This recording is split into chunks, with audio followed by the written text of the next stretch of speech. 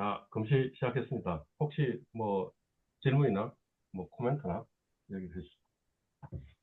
없습니다. 어, 저도 김주현 없습니다. 씨는 없어요? 오케이. 음, 음. 우리 지난 시간에 뭐 했죠? 네? 자본시장했습니다. 그러니까 자본시장에 뭘 했어요? 금융투자업 했습니다. 응? 금융투자업에 대해서 알아봤습니다. 이제 자본시장 중에 자본시장의 계열을 했을 건데, 그지? 네, 그 중에 중요한 게 자본시장법이었던 것 같다. 어.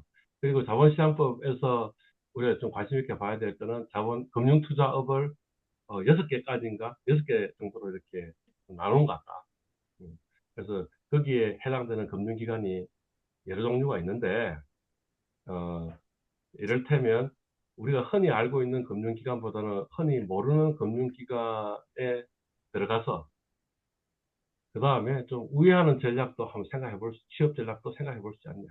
우리가 궁극적으로는 우리가 잘 알고 있는 금융기관에 들어가고 싶어 하는 거잖아요. 왜 우리가 잘 알고 있겠어요?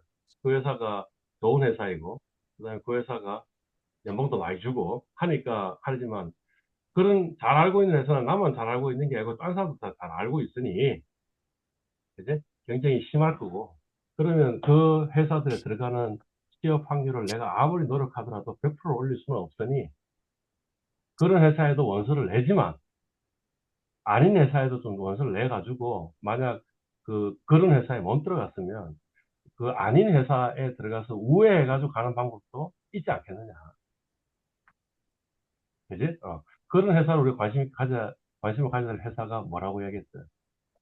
부동산 신탁회사, 부동산 신탁에서 있었던 것 같고요. 또, 투자자문사도 있었고, 서자문사도 있었던 것 같고요. 또,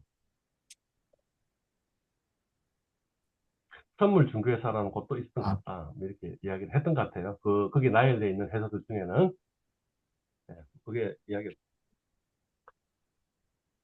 지금 계속 우리 동영상 내용을 생생히 애한테 이야기해서 요약을 해라고 해서 요약을 해준 거고, 그 중에 일부는 제가 약간 내용도 좀 더 정확하게 하기 위해서 수정하고 이렇게 했습니다. 그리고 특별히 제가 좀 강조하거나 좀 강의에서는 이야기 안 했지만 뭔가 좀 추가해야 될 거라고 생각하면 이렇게 별표 표시를 해놨습니다. 그러니까 이제 이 내용 한번 보시면서 지난 시간 한번 머릿속에 정리하는 것도 중요한 것 같고 특히 뭘 주목하냐면 이제 별표 표시해 놓은 걸 한번 볼 필요가 있을 것 같다. 이런 겁니다. 예. 어, 그래서 어디에다 지금 별표를 했냐면 systemic risk versus systematic risk 이렇게 돼 있어요. systemic risk는 한국말로 번역할 때 보통 system risk 이렇게 번역하고요. systematic risk는 체계적 위험이라고 번역을 해요. 체계적 위험이 뭐예요? 시장 위험입니다. 응? 시장 위험입니다. 오케이. 김주현 씨, 좀 더 설명해 주시면. 어, 뭐, 모르면 모른다. 아, 네, 잘 모르겠습니다. 잘 모르겠어요. 이게 심각하다, 이것이. 투자론 수업 들었어요, 안 들었어요? 투자로는 아직 안 들었습니다. 재무 관리 수업 들었어요, 안 들었어요? 재무관리 듣고 있습니다. 근데 시스테믹 리스크라는 개념이 안 나왔다, 이거지. 시스테매틱 리스크의 반대말은 뭐지? 안준혁 씨? 체계적 위험, 뭐 개별 어? 위험, 비체계적 어, 위험, 비체계적 위험이 반대말이겠지. 시스테매틱이니까 시스테매틱의 반대말은 넌 시스테매틱이니까 아니야. 그지? 시스테매틱 리스크와 넌 시스테매틱 리스크의 차이가 뭐지?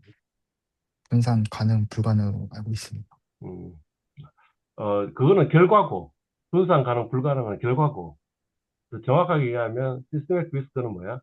시장하고 같이 가는 움직임.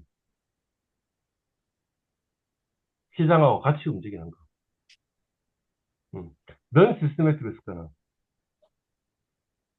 시장하고 무관하게 움직이는 거. 그러니까 시장하고 같이 움직이는 거는 포트폴리오를 구성해봐야 서로 상쇄되지 않지 않겠냐. 근데 시장의 움직임하고 무관한 부분은 그 기업만 가지고 있으니까.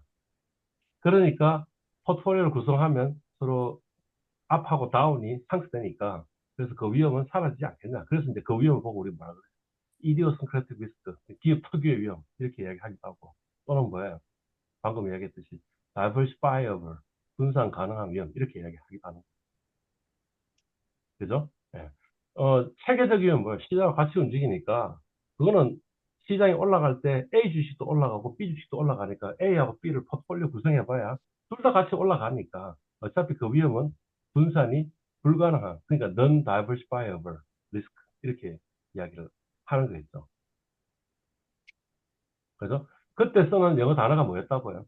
지금 여기 보니까 systematic이라고 적혀 있다는 거지.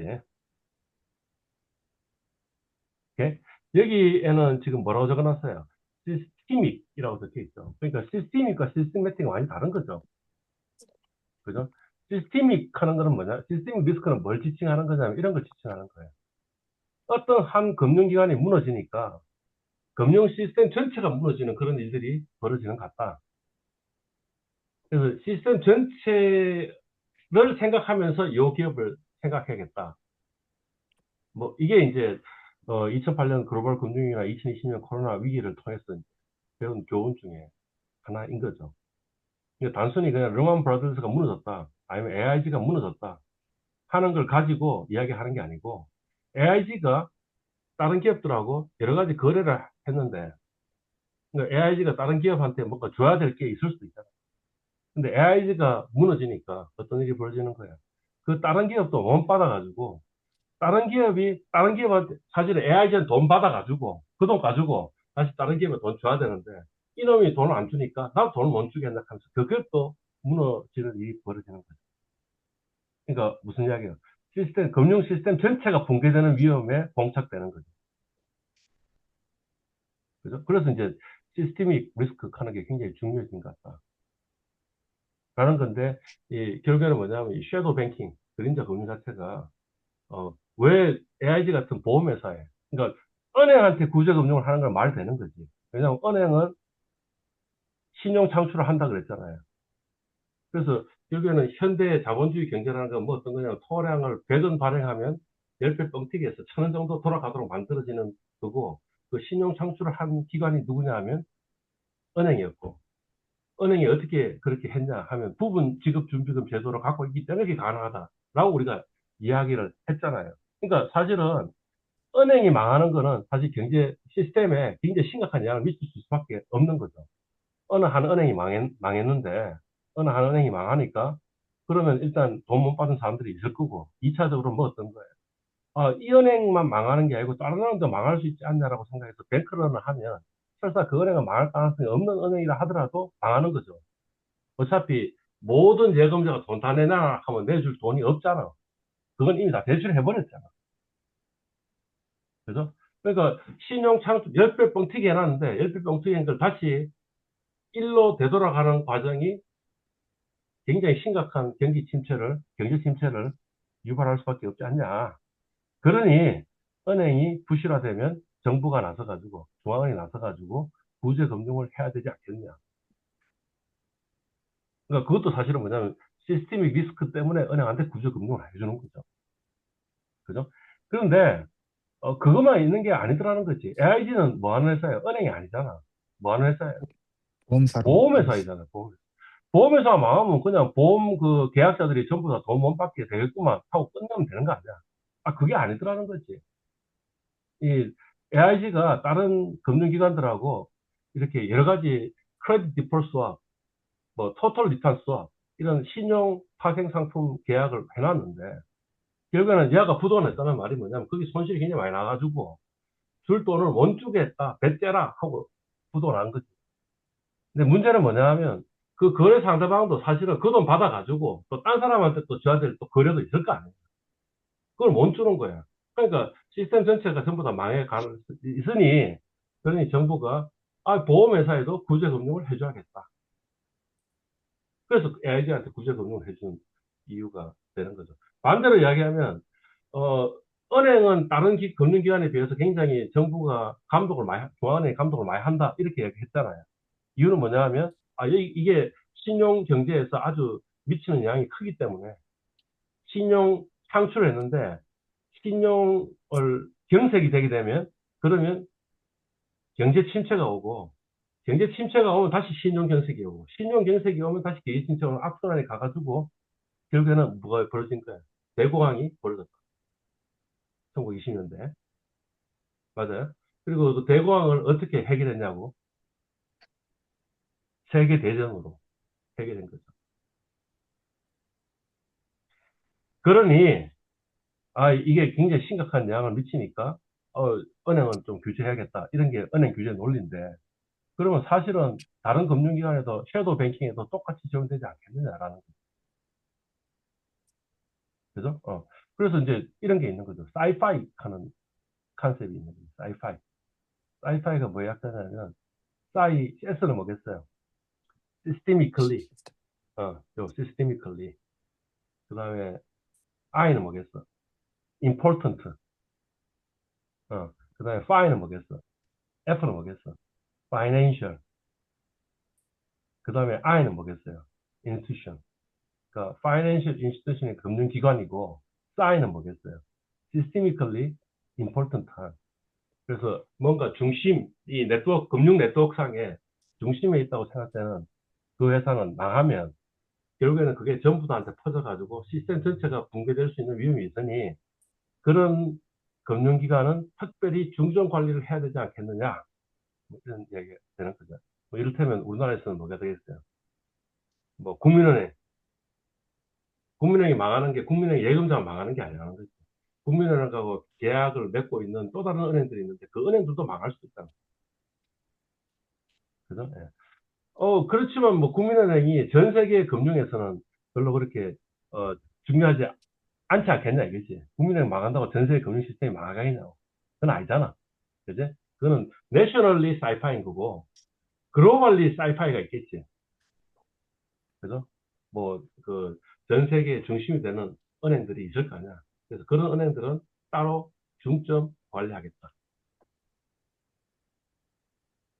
하는 거죠. 그래서 저 글로벌리 사이파이는 G 사이파이겠지. 그런 용어들을 하나 좀 알고 있는 게 좋겠다.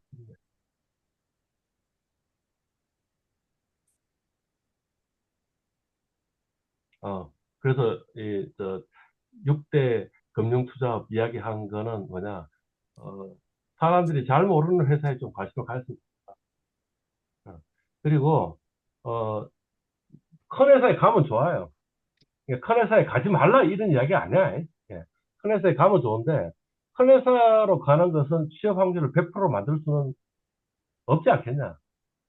왜냐하면, 손시대 금융학부의 수능 100분위는 15%인데, 그런데 이 큰 회사는 우리나라에서 상위 5%에서 10% 사이인데 그러면 우리가 대학교 4년 다닌 동안 5%를 제끼든가 그래서 15% 10%의 경쟁력을 갖추든가 그렇지만 그 여러분들의 선배들을 보니까 불행히도 별로 이렇게 효율적으로 뭔가 4년을 그러니까 어, 열심히 안 했다는 이야기 아니에요.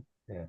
여러분의 선배들도 굉장히 열심히 4년 동안 뭔가를 했어요. 뭔가를 했는데 제가 옆에서 보기에는 효율적으로 한 건 아니라는 거지. 그래가지고 그 경쟁력을 여전히 못 갖췄으니까 이 큰 회사에 갈 취업 확률을 100% 만들지는 못하니 그러니까 큰 회사도 원서를 내고 작은 회사도 좀 관심 가져가지고 작은 회사에도 원서를 내고 그죠? 그래가지고 큰 회사 되면 큰 회사 가고 어, 큰 회사 안 되면 작은 회사라도 가야 되지 않겠냐. 흔히 학생들이 생각하는 방법은 이런 거예요. 뭐 어떤 거냐 하면 그냥 큰 회사 원서 내고 떨어졌어. 그러면 재수하지. 어, 떨어졌어. 삼수하지.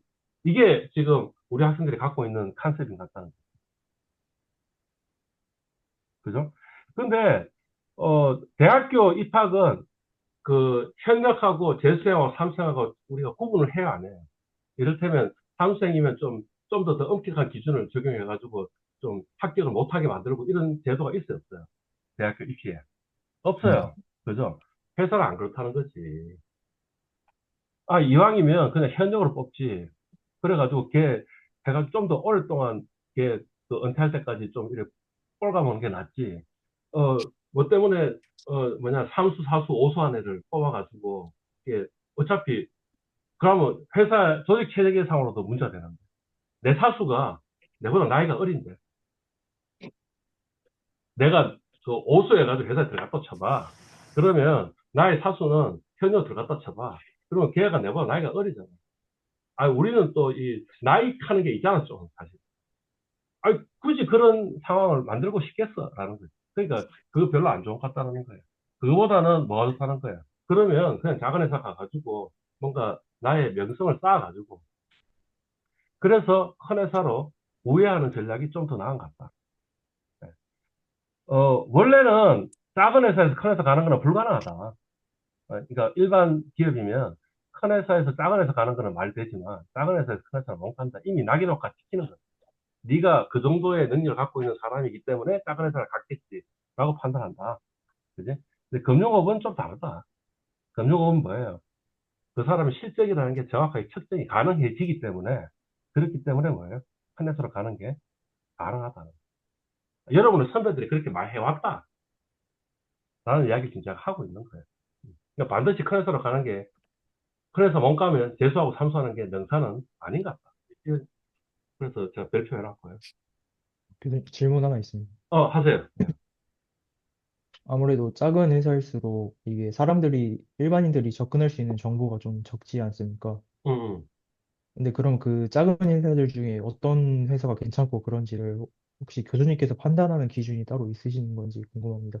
아니, 그러니까 이제 선배들을 많이 만나봐야 되는 거지. 여러분들의 그 장점은 요번에 금융인의 밤에 10학번이 들어왔잖아요. 저는 그 친구들은 대단히 훌륭한 친구들이라고 생각해. 왜냐하면 그 친구들은 선배가 없었어. 근데 여러분들은 지금 김지현 씨는 몇 학번이에요? 저 22학번입니다. 2학번이니까 그러면 본인 위로 지금 12년의 사람이 있는 거 아니야, 지금. 그럼 그 사람들을 만나보면 그 사람들이 간 길이 결국엔 내가 간 길 아니겠어요, 대략? 어. 그러니까 금융의 밤에 저것들 이렇게 앉아가 밥 먹고 있었던 놈들은 잘못된 놈들인 거지. 어떻게 했어야 돼? 선배 옆에 선배님, 네. 앉아가지고 이런저런 이야기를 해봤어야 된다고. 금융의 밤을 하는 이유가 밥물하고 부패물하고 금융의 밤을 했다고 생각했는데 착각이지. 이해 갔어요, 지금 제가? 어. 근데 다행히 선배들 연락처 같은 것도 뭐 밴드에 올라와 있고 이래 있잖아. 그러니까 그럼 한번 문자로 내 당신하고 한번 인터뷰 해보고 싶은데 해가지고 이것저것 한번 물어보고 하면서 알아야 되는 거지. 그 이야기했잖아요. 그 피트린치가 이 자기가 종목을 선택하는데 가장 많이 쓰는 방법이 뭐라고 이야기했어요? 아, 피트린치가 아니고 필립 피셔. 그 남들이 얘기할 때가 고점이고, 응? 남들이 그, 아니야. 그 업계에 일하고 있는 사람들하고 면담을 한다는 거예요. 근데 그 업계에 일하고 있는 사람이 자기 회사에서 한 이야기는 별로 안 믿는다는 거지. 이 자기 회사에 대해서 사람들이 바이어스가 있어요. 어떤 바이어스가 있냐? 어떤 사람들은 자기 회사를 굉장히 높게 생각하는 거예요. 대부분의 사람들이 자기 자신에 대해서는 자기 능력이 별로 객관적으로 안 보는 거야. 나기 때문에. 그래서 뭐야? 자기 능력을 굉장히 높게 평가하는 경우도 있고요. 그 다음에 또 반대 경우는 뭐냐면 자기 회사를 굉장히 나쁘게 이야기하는 거예요. 내가 지금 관계돼 있기 때문에. 그러니까 내 회사 이야기를 듣는 게 아니야. 네 회사기 조금 이야기하다가 그 다음에 뭐라고 얘기하는 거야? 뭐라고 얘기하냐면 그 옆에 있는 회사 어떻냐라고 묻는다라는 거지. 물어가지고 그 회사가 좋은 회사가 뭐냐? 라는 걸 물어가지고 그 경쟁자가 칭찬하는 회사는 경쟁력이 있는 회사다. 라고 이렇게 판단한다는 거야. 빌리피셔가. 응? 아니, 그러니까 지금 김지현 씨의 질문에 대해서 똑같은 이야기라는 거지. 아니, 물론 그 사람의 회사나 그 사람의 직무나 그 사람이 어떤 경로를 겪어가지고 커리어 패스가 어떠냐 하는 것도 물어봐야 되지만 주안점이 돼야 될 거는 뭐라는 거야. 네가 보니까 좋은 회사는 어디인 갔니?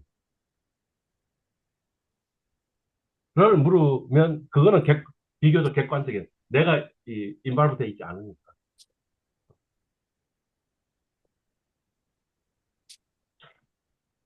됐나요? 만족하나요? 네. 예, 예. 어, 이것도 중요했던 것 같아요, 이것도. 97년 한국 위기 때 IMF에서 한국에다가 요구했던 거는 뭐냐면 썩은 살을 덜어내라 라는 정책이었다는 거죠. 그죠? 예. 그래서 사실은 그 썩은 살을 덜어내가지고 우리나라가 경쟁력이 생겼고, 그러니까 배에 끼어 있는 기름, 이 비계들을 다 제거했고, 그러니까, 2000년이 들어서 가지고는 우리가 열심히 뛸 수 있다라는 거죠. 2008년 글로벌 금융위기도 가장 빠른 속도로 극복한 나라가 한국인데, 그 이유가 뭐냐면 우리는 우리 배에 이 비계가 없었다는 거예요. 반면에 미국은 그 반대의 어떤 정책을 폈다는 거죠. 2008년 글로벌 금융위기 때 문제는 어디에 있었어요? 미국에 있었겠지. 근데 어, 이 사람 썩은 살 도려내고 하면 오히려 훨씬 더 심각한 일이 벌어질 수 있으니 그러니 정부가 유동성을 공급하고 돈을 풀고 해가지고 뭔가 이 뭐죠 항생제에 맞춰가지고 이 지금 당장을 연명하도록 만든 거지. 그러다 보니까 사실은 이 문제가 단순히 그 뭡니까 항생제만 먹이면 되는 문제는 아닐 거 아니야. 뭔가 몸에 도려내야 될 살도 있을 거 아니야. 그 살을 못 도려냈다는 거야. 못 도려내니까 계속 뭔가 경쟁력이 없이 나라가 가고 있는 거 아니냐는 거죠. 그리고 경쟁력이 없는 그런 그 무역 수지 적자를 어떻게 해소하려고 그러냐면 내 탓이 아니고 누구 탓이라고 생각하는 거야. 남의 탓이라고 생각, 중국 탓이라고 생각하는 거지. 그러니까 중국을 때려 부수겠다. 라고 나온 게 트럼프의 아이디어 아니냐, 이게. 그죠? 또 다른 예가 뭐냐면, 일본의 잃어버린 30년도 그거와 좀 비슷한 것 같아요. 일본도 뭐냐면, 뭐예요? 아니, 물론, 가장 중요한 요인은 그 1986년에 플라자 합의. 그래서 일본 연화의 가치가 두 배로 뛰어오르는 것 때문에 일어난 거죠. 그 이후에 일련의 일들을 보면, 뭔가 썩은 쌀들이 있는데, 썩은 쌀들을 도려내지 못한 거지. 그러니까, 경제가 완전히 나쁜 상황은 아니지만, 그렇다 경제가 좋아지지도 않는 거지.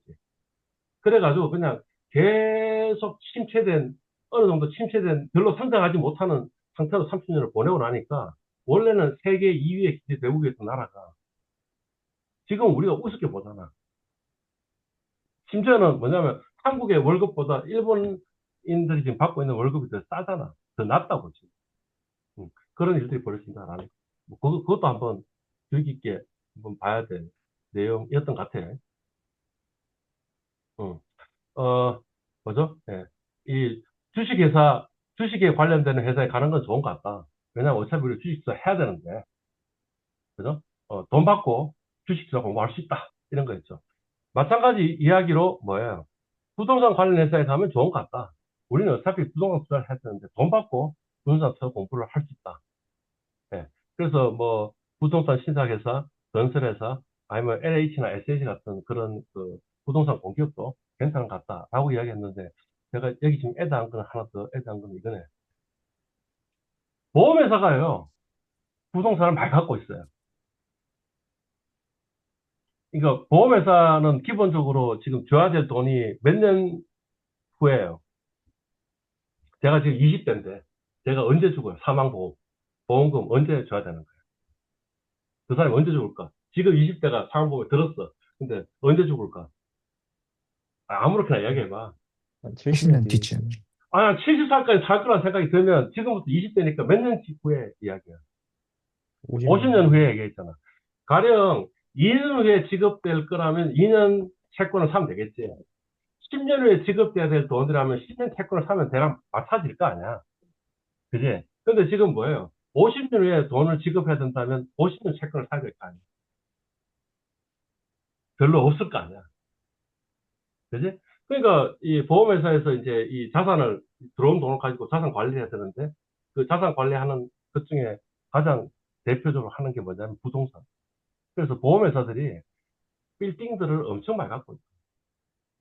그러면 그 빌딩들을 뭔가 누구한테 임대해주고 그다음 레노베이션도 해야 되고 빌딩 관리도 해야 되고 그런 업무들을 해야 될 거 아니야. 그지? 그거를 본사의 어느 부서에서 하고 있지 않냐 이게. 그죠? 그러니까 그것도 뭐 괜찮은 것 같아요. 뭐 여러 가지 면에서. 그러니까 이 부동산까지 부동산 투자해서 돈을 버는 법이 그냥, 이 부동산이 올라갈 것 같다라고 생각해서 그 부동산 샀다가 올라가고 나서 파는 거는 별로 좋은 방법이 아니라는 거지. 그거는 뭐냐면 지금 현재 그 주식 펀드 매니저들이 하는 짓이고 그거는 경쟁력이 없다는 거지. 왜냐하면 품으로 안 팔잖아. 부가 가치가 없잖아. 그래서 근데 좋은 방법은 뭐냐면 부동산을 사가지고 뭔가 내가 디벨롭을 하는 거죠. 원래는 공실률이 80%인데 공실률을 0%로 낮추는 거지. 그러려면 뭔가 이 임대 임차인들이 많도록 뭔가 내가 노력을 기울여야 될 거 아니야. 뭐 건물을 약간 좀 더 예쁘게 뭐 좀 바꿔준다든가,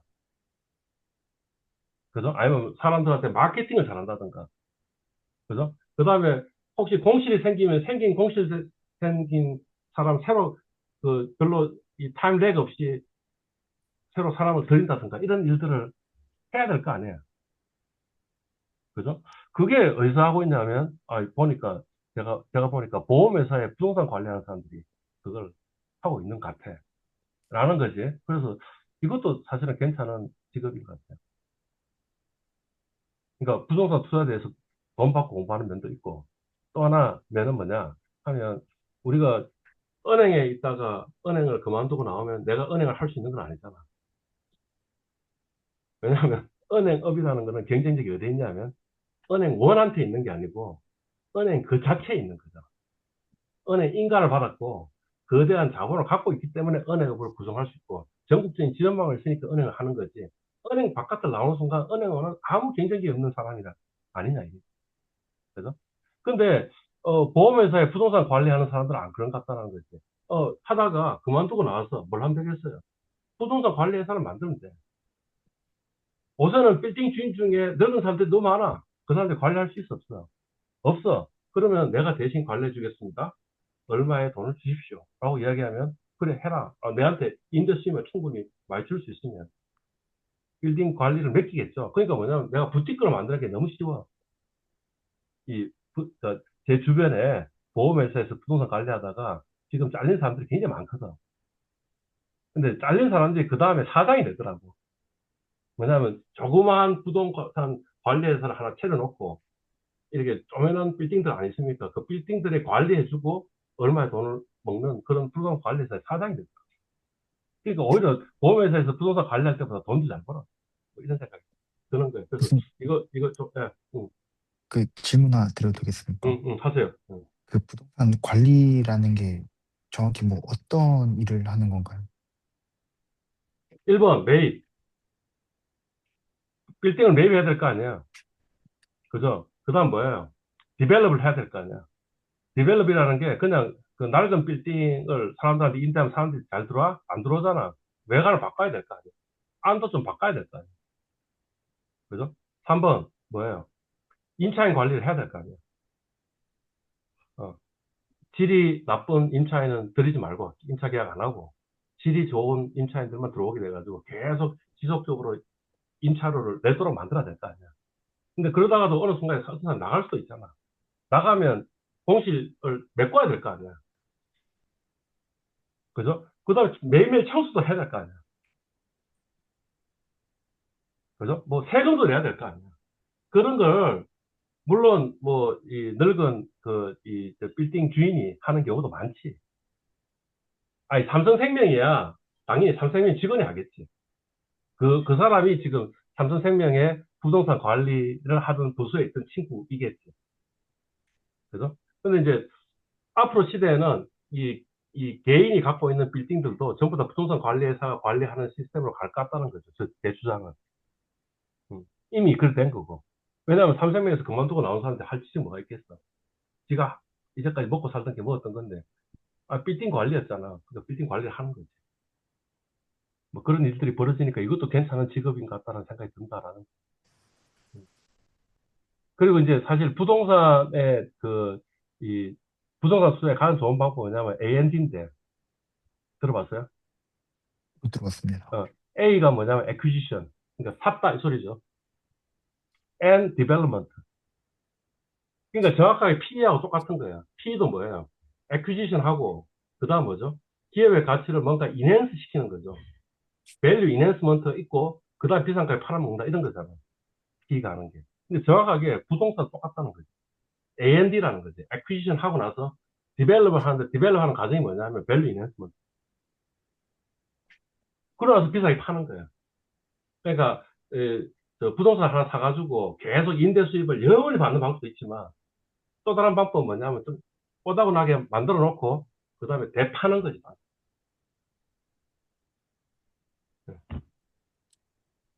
그래서 이쪽에 뭔가 저는 이 뭔가가 있는 것 같다라는 생각이 듭니다. 어이씨, 너무 길게 이야기를 끌었는데. 이래가 진도 나가 있어요.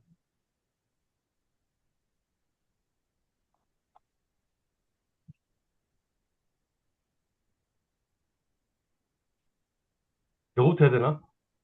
6부터? 해봤습니다. 응, 네. 응. 요번에 이제 감독 및 규제체제 이야기를 하고요. 네. 그래서 우리나라는 지금 어떻게 되어 있다고요?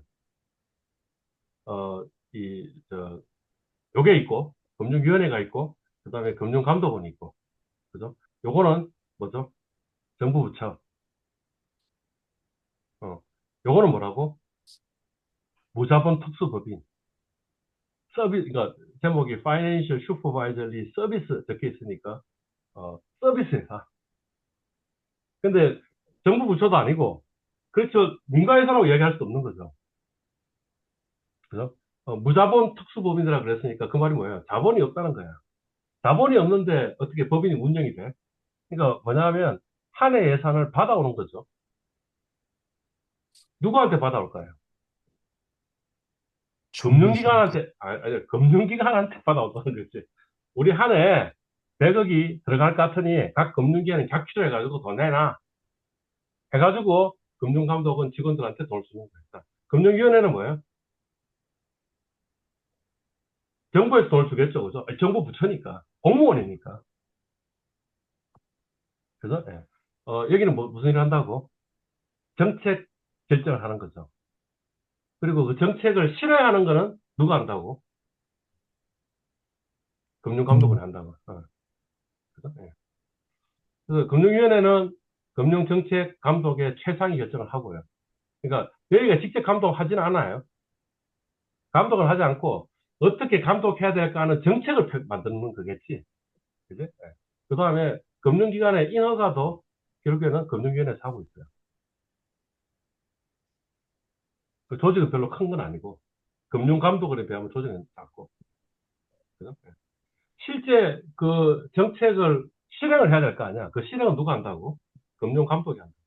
그러니까 이름이 감독원이니까 감독이 최고 많겠지. 그러니까 검사, 규제 집행, 이게 금융감독원이 하는 거고. 이 사람들은 공무원이 아니야. 이 사람들은 연금을 뭘 받아요? 공무원 연금을 받고요. 이 사람들은 무슨 연금을 받는다고? 국민 연금을 받는다고. 예? 예. 그렇습니다. 정권선물위원회 하는 것도 있습니다. 정권선물위원회는 금융위원회 산하에 있는 한 위원회입니다. 금융위원회는 상술기구지. 우리 위원회라고 적혀 있지만 사실은 뭐예요? 그냥 어떤 정부의 부처, 뭐 기획재정부 하듯이 부라고 생각하면 되잖아. 근데 요 정권선물위원회는 항상 있는 조직은 아니고 뭐예요? 안건이 있으면 뭔가 위원회가 개최되는 이 금융위원회 산하에 있는 위원회고, 여기서 하는 일이 뭐냐면 뭔가 판결 같은 걸 한다는 거예요. 불공정 거래가 있으면 불공정 거래도 조사를 하고, 그 다음에 기업 회계에 대해서 제대로 회계되는지 체크하는 것도 정권선물위원회에서 하는 겁니다. 그 미국에는 SEC라는 곳이 있는데, SEC. SEC가 뭐야? 그러냐면 Securities, 그다음 E가 뭐야? Exchange, 그다음에 Commission. 그러니까 정권거래위원회. 근데 정권거래위원회가 하는 일이 정권위원회가 되겠죠. 근데 SEC는 파생상품은 안 한다 이거지. 근데 우리나라의 정권선물위원회는 지금 선물 적혀 있으니까 파생상품도 한다는 거지. 그지? 미국에서 파생 상품에 대해서 뭔가 하는 위원회는 CFTC 그런 게 있죠, 그죠? 뭐, 코모디티, F는 뭘까? T는 트레이드 커미션, F가 뭔지 모르겠다. 하여튼, 사사봐요. CFTC가 있는데, 우리는 그걸 다 하고 있다. 이런 겁니다. 요거는 그냥 위원회예요. 요거는 위원회 아니고,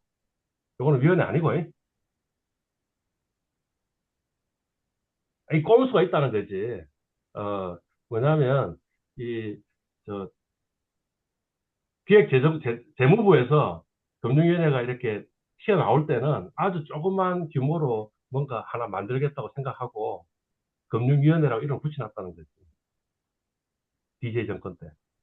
만들었는데, 그 이후에 계속 규모를 확장해서 지금은 부처처럼 엄청나게 커진 거지.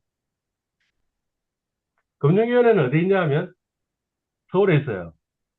기획재정부는 어디 있어요? 세종에 있어요. 그러니까 그 재경고시 본 성적 1등부터 10등은 어디로 가느냐 하면 옛날에는 기획재정부한테 지금 어디로 간다고? 금융위로 온다 이게. 그리고 그 밑에 있는 애들이 기재부 지금 가고 있다. 이런 겁니다. 예. 그러니까 이 정부의 인재의 이 적절한 배분을 위해서는 금융위원회가 세종으로 가든가 아니면 기재부가 서울로 오든가 둘 중에 하나 해야 된다 이 소리죠. 그죠? 머리 좋은 애가 금융산업에서 금융정책하고 있으면 어떻게 해? 머리 좋은 애들이 뭔가 이 정부 부처의 전반적인 걸 하는 게 기획재정부잖아. 기획재정부 하는 일이 뭐냐면 기업에서는 자금부, 그다음에 기획부 이런 데가 하는 일들을 하고 있으니까 거기가 좀 춥잖아. 띵탱크잖아. 띵탱크니까 기재부가 더 잘 인재가 있어야 될 거 아니야. 이런 겁니다. 한국 그래서 예. 뭔지 알죠? 네. 유가증권시장도 있고, 그 다음에 코스닥도 있고, 그 다음에 뭐, 선물 거래도 하고, 옵션 거래도 하고, 하여튼 뭐, 엄청 하는데, 예. 그게 뭐냐면, 한국에서. 예탁결제원. 아니, 이름을 딱 보면 좀 느껴지지 않아요? 예탁, 뭐예요? 정권이 있는데, 정권을 맡겨놨다, 이런 거죠. 그죠? 그 다음에, 결제. 이건 뭐예요? 정권의 소유권이 A한테서 B로 이렇게 주식을 샀으면, 산 사람한테 판 사람의 주식이 가야 될 거 아니야? 그죠? 그 업무를 담당하는 게 예탁결제원이구나, 하는 걸 알 수 있죠. 그러니까 한국 그래서도 공기업이죠. 그죠? 마찬가지로 예탁결제원도 공기업이다. 그죠? 그리고 요새는 유가증권에 실물이 있어요, 없어요? 없어요. 그러니까 전자등록이에요. 예탁결제원에 서버가 있는데 그 서버에서 요 삼성전자 주식은 누구 거다라고 기록이 돼 있다가 그 다음에 그걸 뭐예요? 그 삼성전자를 B한테 이름을 바꿔주는 역할을 하는 게 뭐예요? 예탁결제원.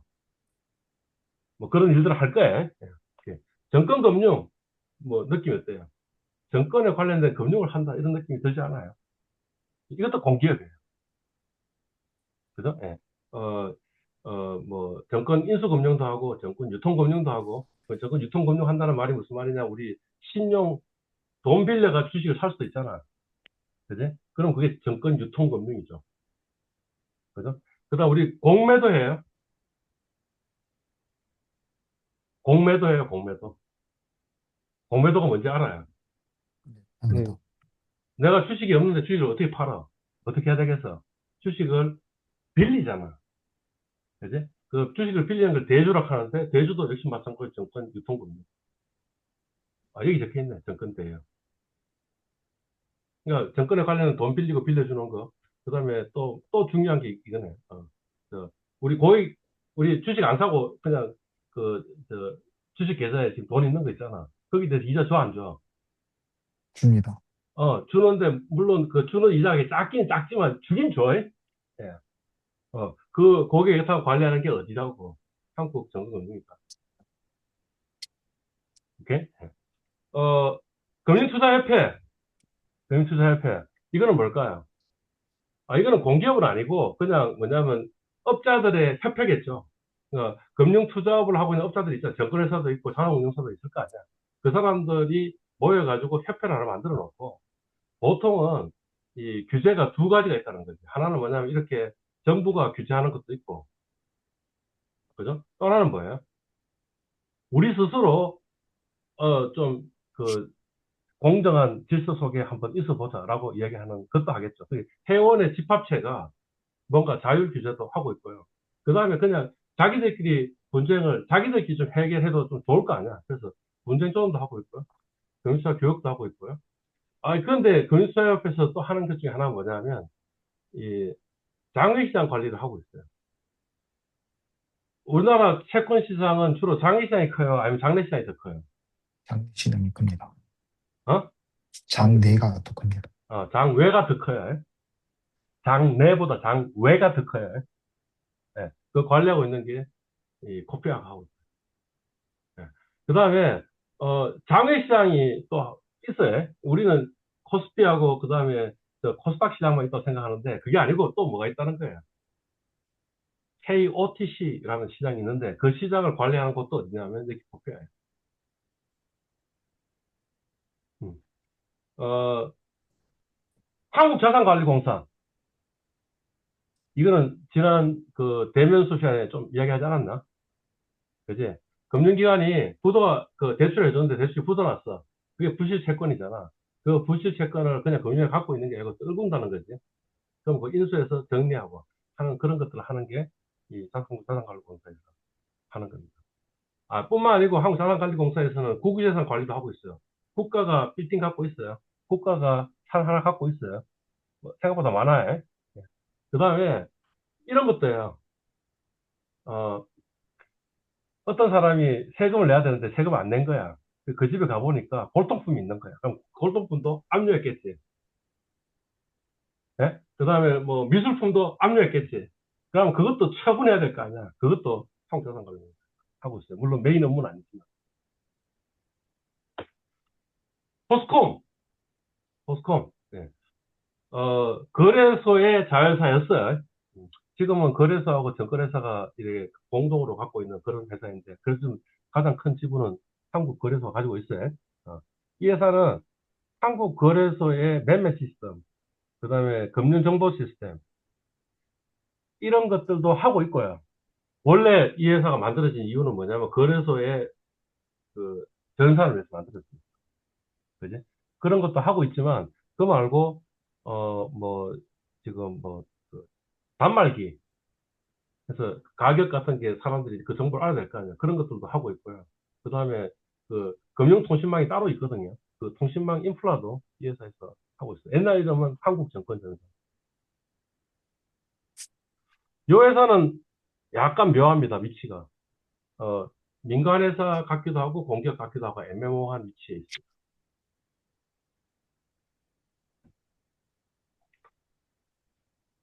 금융위원회 알아요. 압니다. 금융위원회가 어떤 곳이라는 것을 알고 있어요. 네, 몰라, 알아. 알잖아. 그지? 금융위원회에 취업하려면 어떻게 취업했는지 알아요, 몰라요? 잘 모르겠습니다. 잘 모르겠어요. 금융위원회에 갈 수 있는 방법은, 우리 공무원으로 될 수 있는 방법은 시험이 세 가지가 있잖아. 루트가. 하나는 뭐죠? 시험 보고 들어가는 그러니까 그 시험이 뭐 어떤 수준 시험이냐고. 시험이 세 종류가 있잖아. 9급이 9급, 있고, 7급, 7급이 있고, 그다음 5급이 있지. 행정고시. 네, 그러니까 행정고시가 5급이잖아. 공무원 사회는 철저한 계급 사회네. 그지? 그러니까 뭐냐면 국어공무원이 평생 동안 국어공무원 해가지고 올라왔는데, 그렇지만 이 5급 공무원 새파란 놈, 아무 경험도 없는 놈한테 영감님이라고 얘기해야 되는 게 공무원 사회는 맞는 것 같죠? 그죠? 예. 그러니까 이왕이면 5급 공무원 하면 좋겠지. 그죠? 근데 이제 5급 공무원 그 시험에 합격하기는 너무너무 어려우니, 그죠? 그러니까 그 7급이나 9급을 해가지고 금융위원회 가는 것도 그렇게 나쁠 것 같지는 않은데, 라는 생각이 드는 거죠. 그, 그러니까 적어도 7급, 9급은요, 좀 비슷한가 봐요. 시험 준비하는 게. 5급은, 필기, 에세이 쓰는 이 논술형 문제가 훨씬 더 중요한 것 같고요. 7급과 9급은 그래도 그 객관식 문제 있잖아요. 그게 더 중요한 것 같아요. 그래서 그 여러분의 선배 중에 어느 한 선배는 구급 공무원에 합격을 했어. 일반 행정으로. 그러니까 이 재경직 구급 공무원이 아니고 그냥 일반 행정 구급 공무원으로 합격을 했어요. 합격을 하고 나서 어, 6개월 지나고 나니까 7급도 합격했대. 그 말은 뭐냐면 9급이나 7급이나 사실 별반 차이가 없으니 그러니까 그냥 처음부터 7급 준비하다가 계속 떨어지면 좀 곤란하니 그러니까 일단은 9급 시험 준비해가지고 하다가 그 다음에 어, 9급 되고 나서 그러면 이제 그 바텀 라인을 확보했잖아. 확보하고 나서 그 7급 시험도 시험 치는 것도 괜찮은 것 같다. 그죠? 예, 뭐 그런 것 같고요. 그래서 제 질문 5급은 하나, 어, 어, 음, 그 지금 공무원 인식이 물론 좋긴 한데 지금 음, 막 박봉이라서 좀 부정적인 인식도 좀 점점 세지고 있지 않습니까? 음. 근데 근데 이게 지금 왜 사람들은 그렇게 공무원이 되려고 목에 그, 모든 그걸 하고 있지? 네, 그래서 제 그냥 개인적인 생각인데 음, 지금 AI가 점점 발전하면서 음. 지금 뭐 저희가 다 희망하는 뭐 증권 이런 쪽도 지금 좀 적지 않은 속도로 다 대체되고 있다고 하는데 그럴 바에는 이제 조금 뭐 상대적으로 보수는 적더라도 안정적인 공무원을 선택하는 것도 아니, 좀 그러니까, 미래를. 아니, 네. 그러니까, 그렇지만 여전히 사람들이 가장 선호하는 직업 중에 하나가 공무원 공기업 아니냐고. 공무원 공기업 은행 아니냐고. 제가 이제까지 이야기를 할 때 이렇게 이야기를 했을 건데, 제 저학년 때 제 수업을 들은 학생이면, 남학생은 공무원 공기업, 은행은 가면 안 된다. 이렇게 이야기했잖아. 대학생들은 공무원 공기업 은행에 가라. 이렇게 이야기했잖아. 네. 아니, 그러니까 그 말은 뭐냐면, 그러니까 공무원이 사람들이 그냥 선호한다는 이야기 아니에요. 어, 음. 매력이 있다니까. 매력이 없으면 안 했겠지. 음. 그러니까 지금 어 그러니까 어떤 한 기사 같은 거 하나 보시고 그다음에 어제 공무원의 매력이 없었다 하는 그 이야기를 듣고 아 공무원의 매력이 없구나라고 생각하시는 건 그렇게 좋은 판단은 아닌 것 같아요. 아, 네. 그 매력이 없다는 건 아니고 어, 이제 그래도 좀 사기업과 비교해서는 뭐 아무래도 처음에 국업으로 들어가면 연봉도 좀 많이 낮고 음. 좀 아무래도 관료사이다 보니까 뭐 요즘 뭐 젊은 사람 들어가면 많이 나오는 그 비율도 늘어나고 있고 그러니까 좀. 이제 젊은 사람 중에 들어갔다가 나오는 사람들은 굉장히 훌륭한 사람들이겠죠. 왜냐하면 밖에 나가가지고 있는 게 여기에서 그냥 이렇게 안정지향적으로 가는 것보다 자기가 훨씬 더 잘할 수 있는 경쟁력이 있다고 본인이 생각하니까 그만두고 나오는 거 아니겠어요? 어. 근데 그러면 기존에 왜 사람들이 있던 사람 중에 공무원 계속 하고 있는 사람들은 왜 그렇게 했어요? 경쟁이 없어도 62세까지 할 수 있다는, 그리고 공무원 연금은 많다라는 장점이 있어서 아니겠어요? 아니, 그리고 제가 남학생은 공무원이나 공기업이나 그 은행은 가면 안 된다고 주장을 했잖아. 그 말은 무슨 말이에요? 달리 이야기하면 많은 사람들이 여전히 그럼에도 불구하고 그게 좋다고 생각하기 때문에 그걸로 몰리니까 하는 이야기잖아. 네. 그러니까 아니, 공무원이 별로 매력적이 아니다라고 이야기하는 건 별로 좋은 답은 아닌 것 같습니다. 좋은 인식은 아닌 것 같습니다. 그러니까 객관적인 인식은 아닌 것 같습니다. 음. 그 방법이 하나 있는 것 같고요. 그러니까 7급, 9급 그 시험 준비하는 방법이 하나 있는 것 같고. 아니, 그러니까 저는 어떻게 생각하냐면 적어도 아니 순시대 금융학부잖아. 그러면 그 중에 지난 15년 동안에 한 5명은 나왔어야 되는 거 아니냐 이거지. 아, 좋아. 대고시 봐가지고 금융위원회 가는 거는 난망하니 그러면 아니 9급, 7급에서 주사라도 하고 앉아 있는 사람이 있어야 될 거 아니냐는 거지. 왜 한 명도 없냐 이 소리 하고 있는 거야. 그리고 정말 대단한 일들을 할 수 있는데. 그러니까 대고시는 힘들더라도 9급, 7급, 7급, 9급 하는 것도 괜찮은 것 같고 만약 금융위원회 갈 수 있다면. 그 다음에 만약 5급 시험을 친다면 5급 시험 치는 것도 난 괜찮은 것 같다는 생각이 드는 거예요. 몇 명 정도는 그렇게 할 필요가 있다고 생각하는 거예요. 왜냐하면 5급 시험 치다가 재원고시 떨어지고 나면 그러면 나는 그냥 헤븐 오아 헬이냐? 아니다 라는 거죠. 왜냐하면 그 공기업 A리그의 문제는 재경고시 문제와 똑같다니까. 금융공기업의 A리그들 있죠. 거기 문제는 뭐냐면 이 재경고시 문제가 똑같다고. 그러니까 재경고시 몇 년 트라이 하다가 저거 안 되면 그러면 9급이나 7급으로 낮추는 방법도 있고 또 다른 방법은 뭐예요? 공기업 A리그, B리그, C리그를 따지면 되는 거예요. 7급, 9급 준비하면서 B리그, C리그도 보고 이런 식으로 해가지고 하면 될 것 같다는 생각이 드는 거죠. 뭐 그런 이야기였어요. 금융감독원은 취업하는 절차가 완전히 다른 절차. 예. 근데 금융감독원에도 적어도 숭실대 금융학부 지난 15년 역사면 한 대여섯 명 정도 금융감독원에 있어야 되는 거 아니냐는 거죠. 그래야지 업자인 그 동기들이 있는데 걔들 좀 봐주고 말이지. 뭐 이렇게 할 수 있지 않을까? 그런 생각이 드는데 없다 이거죠. 그래서 이게 좀 아쉽다라는 생각이 드는 거예요. 금융감독원에는 숭실 출신이 있을까요? 없을 것 같습니다. 있습니다. 예.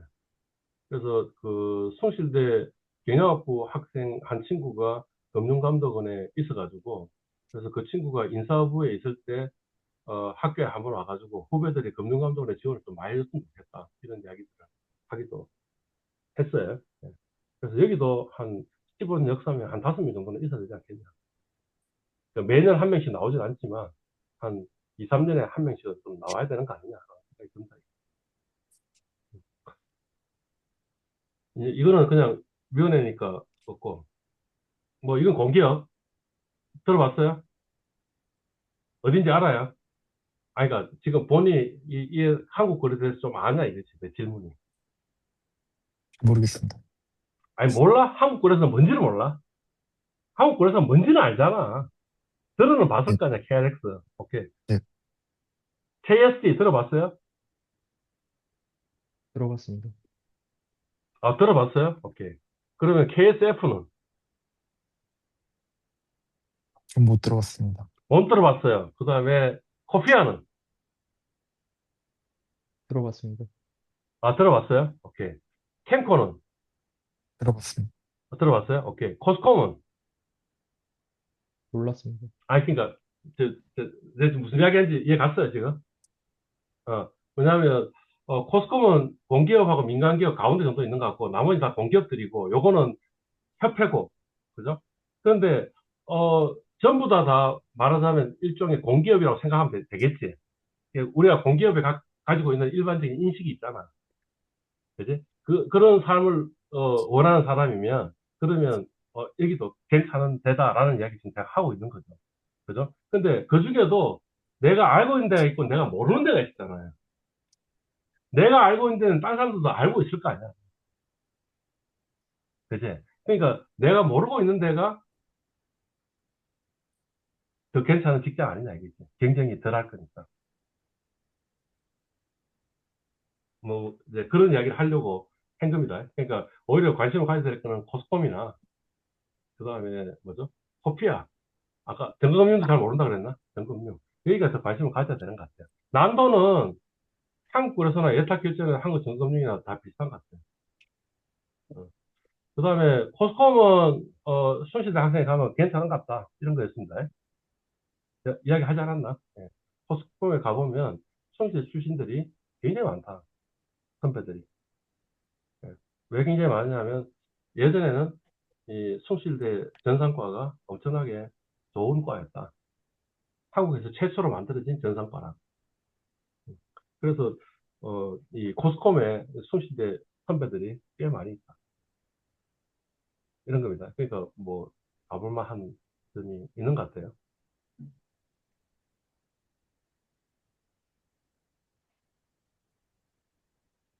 뭐 넘어가도 되겠네요.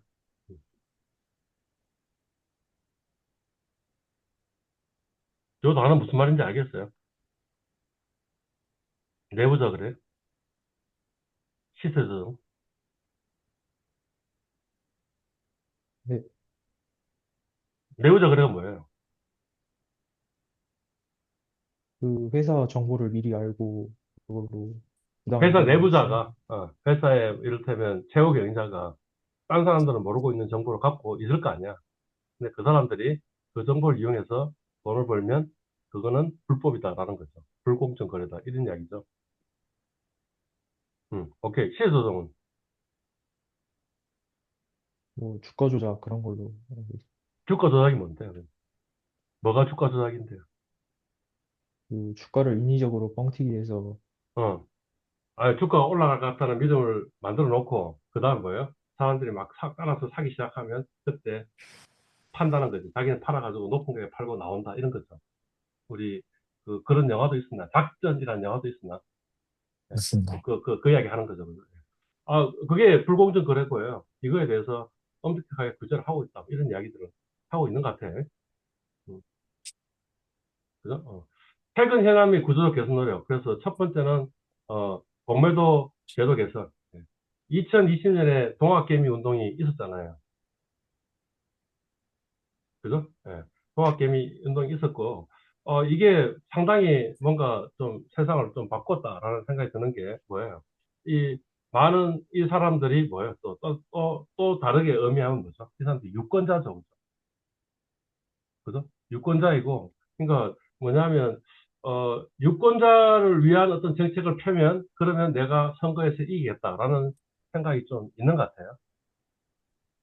그러니까 무슨 말이냐면, 공매도 제도 개선을 하겠다는 그 메인 드라이버가, 공매도라는 제도가 나쁘기 때문에 이 제도를 개선해야겠다 하는 좋은 의도에서 시작된 게 아니라는 거지. 뭐냐면, 일단 뭔가 동학개미들이, 공매도는 나쁜 거야라는 인식을 갖고 있으니, 이 사람의 그 나쁜 인식을 해소해주면 내가 표를 더 많이 얻을 수 있지 않겠냐. 라고 해서, 공매도에 문제가 있는가 해가 공매도도 개선을 했다라는 거지. 제가 지금 주장하고 있는 거는. 예. 그러니까 사실은 별로 그렇게 제도 개선될 게 별로 없는 거죠. 만약 있잖아요. 공매도라는 게 나쁜 제도예요. 공매도라는 거 있으면 안 돼. 왜 공매도가 나빠요? 왜 나쁘다고 얘기한 거예요? 이 동학개미들이 공매도 없었으면 좋겠다고 얘기한 거야. 왜 없었으면 좋겠다고 생각한 거야? 그 주가 상승 압력이 있어가지고. 공매도라는 게 주식을 파는 거 아니야. 공매도 하는 사람들이 뭐예요? 주식을 팔아가지고 주가가 떨어지면 돈을 버는 사람들이잖아. 그러니 그 사람 때문에 내가 갖고 있는 주식이 안 올라가서 내가 갖고 있는 주식 가격이 떨어지니 내가 손해를 본다. 나는 손해보기 싫다. 그러니 공매도 하는 놈들은 나쁜 놈이고 이 놈들을 잡아야 된다. 이게 동학개미가 하는 이야기 아니냐라는 거지. 그지? 그러면, 진짜로 그 사람들 주장대로, 동학개미의 주장대로, 공매도가 나쁜 거라고 한다면, 그러면 그거 그냥 공매도를 없애면 안 되는가? 공매도는 제도 그냥 아예 못하게 하면 안 돼? 그리고, 진짜로 그게 나빴으면, 전 세계적으로 공매도라는 건 없지 않을까? 근데 딴 나라는 공매도가 있어요, 없어요? 있습니다. 전 세계적으로 공매도가 없는 나라는 없어요. 2020년 그 코로나 위기 동안에 주가가 너무 폭락하니까 그런 경우에 잠시 공매도라는 제도를 잠시 유예하는 나라들이 일부 나라들이 있었어요. 어떤 나라는 아예 유예도 안 하고 그냥 계속 공매도가 있었고 어떤 나라는 앞으로 일시적으로 요 기간 동안에는 공매도를 하지 맙시다. 이렇게 하는 경우는 있지만 지난 2020년부터 이야기를 하면 한국이 가장 오랫동안 공매도를 금지를 시켜놓고 있었던 거죠. 그리고 공매도를 금지하고 있다는 말이 무슨 말이냐면 그 나라의 정치당국이 굉장히 후진적이다라는 또 다른 증거예요. 알고 보면. 그러니까 공매도에 나쁜 기능도 있겠지. 그지? 공매도는 정확하게 주식 매수하는 게 반대편이에요. 맞잖아요. 그러니까 그러면 주식 가격을 끌어올리려고 하는 놈도 있잖아. 그 놈도 나쁜 놈이고 주식 가격을 끌어때리려고 하는 놈도 나쁜 놈이잖아. 그렇지만 주가가 고평가돼 있는데 공매도를 하는 사람은 나쁜 사람이야, 좋은 사람이야. 주가가 저평가돼 있는데 사는 사람은 나쁜 사람이 좋은, 무슨 말인지 이해 갔어요, 지금? 네, 그러니까 펀더멘탈 밸류에서 벗어나게 하는 행동을 하는 사람이면 나쁜 사람인 거고 펀더멘탈 밸류로 되돌리려고 하는 사람은 좋은 사람이지 공매도는 나쁜 사람이고 주식 매수하는 사람은 좋은 사람 이야기하면 말이 돼요 안 돼요? 말이 안 된다. 이런 이야기 진짜 하고 있는 거예요. 여하튼 뭐 그래서 이런 제도들이 있다라는 이야기 있고요. 그 다음에 이제 밸류업은 어느 정부의 이야기예요? 윤정권 때. 음, 윤석열 정부의 이야기고요. 그 다음에 이재명 정부의 이야기는 뭐죠? 부스트업. 아니, 그 똑같은 이야기를 하면 그 앞에 정권 뺏긴 것처럼 되잖아. 그러니까 이름을 바꾼 거지. 그래서 윤석열 정부에서는 뭐라고? 밸류 업이라는 말을 썼고요. 그 다음에 이재명 정부에서는 뭐라고 해야 되나? 부스트업라는 이야기를 써요. 목적은 뭐예요? 우리나라 주가가 너무 낮은 것 같아. 그지? 다른 나라의 경쟁 기업에서 비슷한 펀더멘탈을 가지고 있는 기업들을 놔둬놓고 비교해봐도 우리나라 기업이 너무너무 저평가되어 있는 것 같아. 그러니 우리나라 기업의 주가를 끌어올립시다. 그게 밸류업의 목표이겠죠. 부스트업의 목표겠죠. 그죠? 예. 근데 밸류업과 부스트업의 가장 큰 차이는 뭘까요? 이게 두 정부의 정책의 차이가 있을 거 아니야. 차이가 뭘 것 같아요? 밸류업은 주로 요게 핵심인 것 같아요. 자발적. 그래서 기업의 가치를 좀 끌어올릴 수 있는 여러 가지 행동들을 좀 해라 하고, 그 다음에 내가 그런 행동들을 계획을 세웠다라는 것을 공시를 해라. 그 다음에 굳이 혜택을 준다면 그러한 기업들한테는 우리가 세제 혜택을 좀 주겠다. 이게 이제 이 윤석열 정부의 밸류업이었고요. 그 다음에 그 윤석열 정부의 밸류업은 그, 그 뭘 보고 뭘 벤치마크에서 한 거냐면 일본에서 이제 밸류업 프로그램을 한 거예요. 그래서 일본의 주가가 꽤 많이 올라갔거든요. 일본의 주가도 잃어버린 30년이니까 이 1980년 이후에 86년 뭐 89년 90년 이후에 주가가 쫙 떨어져 가지고 그 수준까지도 못 올라가다가 최근에 이제 그 넘어가지고 좀 올라간 상황이거든요. 그러니까 이제 그 밸류업이 상당히 효과 있다라고 얘기하는데 일본은 사실은 이 우리나라의 밸류업보다는 훨씬 더 강제적이에요. 이를테면 이런 거예요. PBR이 0.2 이하이면 PBR을 끌어올릴 수 있는 계획을 내라. 그 계획이 몇 년 만에 실행되지 않으면 너는 상장 폐지이다. 이런 식이에요. 근데 상당히 강제적이죠. 그죠? 근데 우리나라 그 윤석열 정부의 밸류업은 뭐 어떤 거였어요? 내 밸류업 하겠는데 이런 계획이 있습니다. 라고 공시하고 아, 열심히 했는데 안 됐어요. 할 수 없지 뭐. 이해 갔어요? 예. 그게 그 윤석열 정부의 밸류업이고요. 이재명 정부의 그 부스트업은 뭐냐 하면, 여기 정리는 안 돼 있는데, 어, 3법 개정이에요. 그래서 아예 법을 개정해가지고, 그래서 소액주주의 저 권리를 좀 더 강화하겠다. 그것도 3법 개정을 지금 두 차례 이미 했고, 그 다음에 또 한 번 더 하고, 이렇게 해서 세 차례 걸쳐 3법 개정을 해가지고, 소액주주의 권리를 좀 더 강화하겠다라는 게, 그러니까 이거는 뭐예요? 지금 윤석열 정부는 특징이 뭐라고? 자발적. 자발적. 그 다음에 이재명 정부는 뭐예요? 경제적. 강제적 이런 거죠. 그러니까 비판도 있을 수 있겠죠. 비판은 뭐겠어요? 우리나라가 자본주의 국가인데 자본주의 국가에서 자유민주주의 국가고 자본주의 국가인데 이렇게 기업의 권익을 강제적으로 억압해서는 되겠느냐? 라고 비판하는 사람도 있겠죠. 주로 어느 쪽이겠어요? 기업 쪽에 있는 사람들이겠죠. 그죠? 그리고 주로 뭐냐면 좀 자유주의를 좀 강조하는 쪽이겠죠. 그러니까 다시 말하면 국힘이겠죠. 그죠? 국힘이 그렇게 할 거고요. 반대로, 그래서 이제 이쪽에서는, 저거는 사회주의 정책이다. 이렇게 이야기를 할 거고. 그죠? 예. 이쪽에서는 뭐야? 법을 제대로 세워야지. 그래야지 뭔가 제대로 이 권익 보호가 되지 않겠냐. 그러니까 좀더 더 근본적인 해결책 아니냐. 자발적 공시하라고 한다고 공시가 자발적으로 뭐가 되겠으면 진작이 됐겠지. 왜 이제까지 안 되고 있었냐? 콜라 디스카운트 있냐? 이렇게 이야기할 수 있겠죠. 하여튼 그런 차이가 있습니다. 여하튼 결론적으로는 뭐예요? 어느 게 효과 있는 것 같아요? 꼭 강제로 하는 게 요건입니다. 아니, 그러니까 윤석열 정부 기간 중에 코스피가 올라갔냐고 안 올라갔냐고 하는 질문이죠. 그죠? 그 다음에 이재명 정부 기간 중에 코스피가 올라갔냐 안 올라갔냐 하느냐. 올라갔어요, 안 올라갔어요? 올라갔습니다. 올라갔잖아요. 그러니까 뭔가 효과 있는 거예요. 2025년만 놔둬놓고면 우리나라가 전 세계에서 주가가 가장 많이 올라간 나라 중에 하나죠.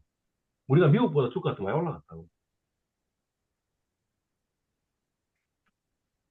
그죠? 예. 그러니까 적어도 그 주가 올라간 것만 가지고 주가가 모든 이 정책의 옳고 그름을 이야기하는 건 아니지만 그렇지만 적어도 주가 올라간 걸 본다면 효과는 훨씬 더 있는 것 같다. 예. 저는 어떻게 생각하냐면 윤석열 대통령은 주식 투자를 해본 적이 없어. 그래서 이 소액주주가 애환이 뭔지를 이해를 못하는 사람이에요. 어. 아, 이걸 지금 저의 해석에 못하는 사람이고, 그냥, 이 소액주주들의 표가 필요한 거야. 그래서 밸류업을 한 거야. 공매도, 금지한 거야. 그러니까 자기 주식 투자에 대해서는 잘 모르고, 지 마누라는 많이 알지만, 그래서 주가 조작도 하고 그랬지만, 그런 이야기하면 내가 유언비어를 날린 거냐.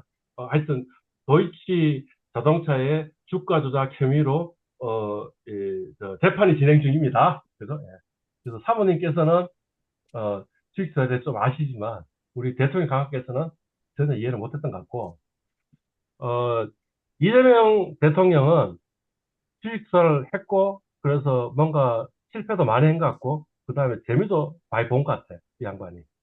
그러니까, 뭔가 주식 회사 또는 주식 시장이라는 게 정확하게 국가 경제에서 어떤 의미를 가지고 있는지를 좀 이해를 하고 있는 것 같아요. 예. 그래서 보다 근본적인 어떤 해결책을 내놓으려고 하지 않았는가 이런 생각이 좀 들긴 듭니다.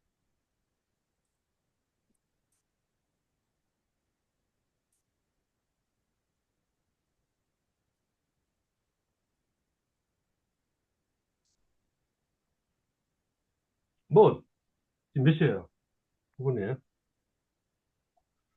다음 시간에는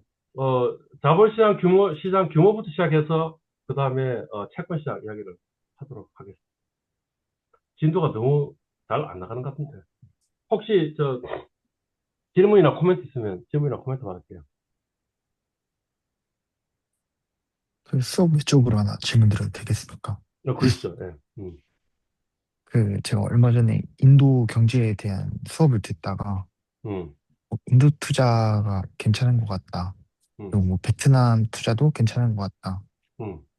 이렇게 배웠는데 혹시 그렇게 그러니까 이렇게 거기서 베트남 투자, 인도 투자하는 게 베트남이 인도에 실물 공장 같은 걸 설립하는 그런 투자를 이야기하는 거예요. 아니면 베트남이나 인도의 주식 투자를 이야기하는 주식 투자를 거예요. 주식 투자.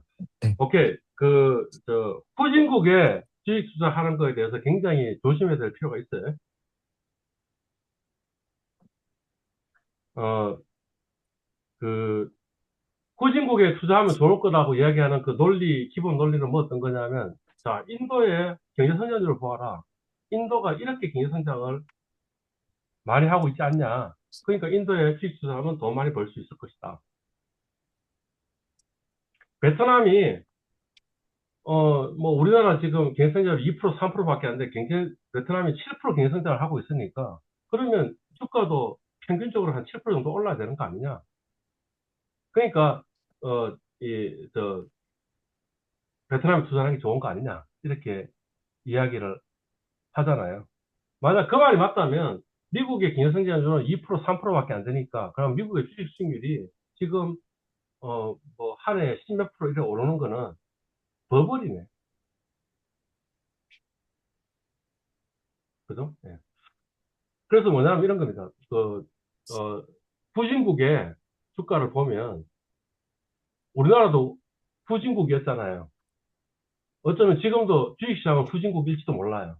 그죠? 우리나라의 주식시장의 특징으로 이야기하고 있는 게 뭐죠? 박스피라는 거죠. 박스피. 박스가 있어가지고, 박스 위로 갔다가 다시 떨어졌다 하면서 위로 우상향은 절대 안 한다라는 이야기잖아요. 그죠? 예. 우상향하는 모습을 가지고 있는 주식시장은 대부분의 경우 선진국인 것 같아요. 그리고 특히 미국인 것 같아요. 그러니까 흔히 장기 투자하면 돈 번다라고 얘기하는데 그것도 맞는 말인지 잘 모르겠어요. 미국에는 장기 투자를 했으면 무조건 돈을 벌게 돼 있었어요.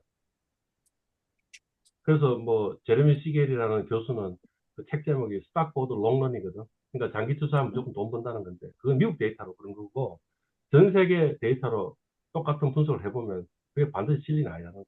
특히 후진국 같은 게 어떤 일이 벌어지냐? 한국 같은 박스피 스타일이 있고요. 또 하나는 뭐냐면 중국 한번 보시면 중국은 딱 두 번 시기 동안 엄청나게 주가가 올라간 거죠. 주가가 작년에 비해서 3배 올라갔다가 그다음 다시 어떻게 된다고? 다시 3분의 1 수준 떨어져서 다시 원위치했다고. 그 다음에 또 한 번 2배 올라갔다가 다시 또 2분의 1 떨어져서 원위치했다고. 그러니까 정확하게 어느 시장이 괜찮을 것 같으면 외국인들의 자금이 쫙 들어가가지고 주가를 쫙 끌어올렸다가 이제 더 이상 볼 거 없으니까 팔고 나오면 주가 원위치. 그러니까 사실은 인도도 그렇고 베트남도 그렇고 그냥 후진국이거든요. 아주 발달된 자본시장을 갖고 있는 것도 아니고, 그 다음에 자본시장에 돈 버는 투자자 이 베이스가 충분히 큰 것도 아니고, 이렇잖아요. 그러니까, 가령 베트남 같은 경우에는 한때 한국에서 붐이 일어나가지고 베트남에 투자를 한 거야. 근데 그게 뭐냐면 베트남에 기본적으로 갖고 있는 금액보다 10배 금액이 들어간 거야. 그러니까 어떻게 되겠어? 베트남 주가가. 갑자기 팍 올라갔겠지. 그 사람들이 빨리 나왔겠지. 팍 떨어졌지. 그래서 원치. 그러나니까 사람들은 아무도 이제 베트남 사람들은 베트남 주식 투자를 안 하고 있는 일들이 벌어요. 인도는 베트남보다는 주식시장 규모가 좀 더 클 거예요. 인도가 아마 세계 주식 그 발행 시장 규모로 해가지고 한 세계 5위, 6위 정도 될 거야. 그러니까 꽤 큰 거지. 그렇지만 사실 인도 인구, 인도 GDP 이런 걸 본다면 역시 인도 주식시장도 별로 그렇게 발달된 주식시장은 아니거든요. 예. 그러니까 저의 권고 사항은 뭐냐? 뭔가 버블이 생기기 시작한 것 같다. 지금 막 올라가기 시작했다 하면 그때 막 들어가는데 들어갔다가 빨리 나와야 됩니다. 어, 끝물에 들어가면 안 된다. 뭐 2006년인가 2005년인가 그때 그런 2006년이구나 그때 그런 일이 일어났죠. 그 중국의 주가가 3배로 올라갔단 말이야. 그죠? 근데 우리나라에서 중국 펀드 가장 많이 팔린 시기는 언제겠어요? 3배로 올라간 그 시점에 중국 펀드 가장 많이 팔렸어요. 그리고 그 펀드는 어떻게 됐겠어요? 3분의 1 토막 나는 거지. 그리고 다시는 중국 투자 안 한다. 이래. 그러니까 무슨 말이냐면 이런 거예요. 어떤 일반 소매 고객을 위한 상품이 갑자기 막 팔리기 시작하잖아. 그지? 그 말은 뭐예요? 그 전에 기관 투자자가 그것까지 재미 본 거야. 보고 나서 그 다음에 어떻게 하는 거야? 아, 이제 끝물이구나 하고 떠나는 거 아니야. 떠날 때 리테일 상품이 만들어지는 거예요. 그러니까 리테일 상품이 붐으로 일어났으면 그때는 내가 투자할 때다 아니다. 아니다. 그러니까 지금 방금 뭐 어느 수업에서 들었는지 아니면 어디 유튜브에서 들었는지 모르겠지만 갑자기 인도 투자가 괜찮지 않나라고 이야기를 했으면 그러면 지금 시중에 인도 투자에 대해서 굉장히 많이 성행하고 있는지 아닌지 빨리 체크해 보시고 성행 안 하고 있으면 그래도 내가 좀 압도물이다라고 생각할 수 있을 거 아니야. 그러니까 투자하는 것도 한 방법이 되겠지. 그렇지만 뭐 저의 최종적인 권고는 그냥 인도, 베트남을 잊어버려라. 이게 사실은 제 최종적인 권고인데 뭐 그렇습니다. 또 다른 질문? 맞습니다. 예, 고맙습니다. 다음 시간에 보겠습니다. 네, 그렇습니다. 수고하셨습니다.